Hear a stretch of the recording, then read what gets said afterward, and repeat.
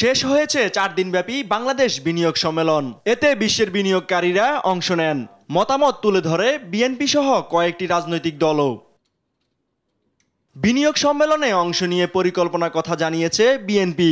বৃহস্পতিবার নিজের ফেসবুক পেজে এক পোস্টে বিএনপির মহাসচিব মির্জা ফখরুল ইসলাম আলমগীর জানান, ভবিষ্যতে সরকার গঠন করতে পারলে প্রথম 18 মাসে 1 কোটি কর্মসংস্থানের ব্যবস্থা করবে দলটি। 2034 সালে জিডিপির লক্ষ্যমাত্রা $1 ট্রিলিয়ন নির্ধারণ করেছে বিএনপি। জনগণের ঘাট থেকে বাড়তি করের লাগাম টেনে ধরা, মানুষের মন থেকে করের ভয় দূর করে কিভাবে কর আহরণ বৃদ্ধি করা যায় তা নিয়েও কাজ করতে চায় বিএনপি।